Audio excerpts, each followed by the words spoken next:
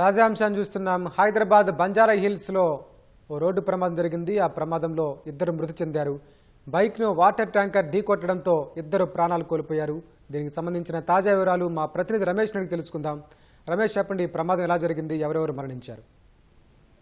Banjara Hills road number 10 సమీపంలో ఈ ఘోర రోడ్డు ప్రమాదం సంభవించడం జరిగింది. ఈ ప్రమాదంలో బైక్ రైడర్ గా ఉన్న హుస్సేన్ సయ్యద్, తర్వాత బైక్ రైడర్ సంబంధించి కస్టమర్ గా ఉన్న అక్షిత, విజయనగరం జిల్లాకు సంబంధించిన అక్షితగా ఉన్నట్లయితే పోలీసులు అయితే గుర్తించడం జరిగింది. అయితే ఈ రోజు ఉదయం దాదాపు 9:30 ప్రాంతంలో కూడా ఈ ప్రమాదం జరిగినట్టు తెలిసింది. దీంట్లో ప్రమాదానికి ఇద్దరు చనిపోయిన దాంట్లో ఒకరు ర్యాపిడో డ్రైవర్ గా ఎవరైతే సయ్యద్ హుస్సేన్ ఎవరైతే ఉన్నారో అతను సంతోష్ నగర్ లోని ట్రాఫిక్ పోలీస్ స్టేషన్ లో హోమ్ గార్డ్ గా పనిచేసినట్టు తెలుస్తుంది. దాంట్లో పనిచేసిన అనంతరం కూడా అతని కుటుంబానికి సంబంధించి కూడా ముగ్గురు పిల్లలు ఉండడంతో కూడా అదనంగా పార్ట్ టైం జాబ్ లో కూడా ఈ ర్యాపిడో డ్రైవర్ గా పనిచేసినట్టు తెలుస్తుంది. అయితే ఈ రోజు ఉదయం ర్యాపిడో డ్రైవ్ బుక్ చేసుకున్న సమయంలో అక్షిత అక్కడ నుంచి ఒక ప్రాంతం నుంచి మరో ప్రాంతానికి వెళ్తుండగా వెనుక నుంచి వాటర్ ట్యాంకర్ బలంగా ఢీకొట్టడంతో కూడా వాళ్ళిద్దరికి అక్కడ తీవ్రంగా గాయాలు కావడంతో కూడా ఇద్దరు కూడా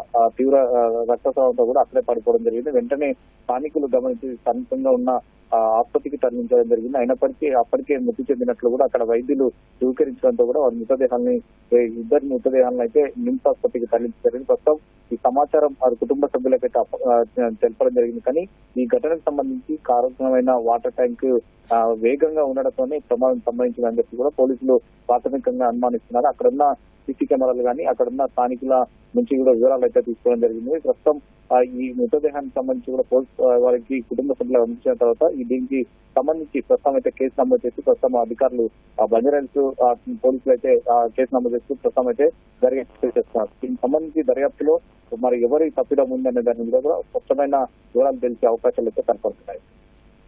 ధన్యవాదాలు రమేష్.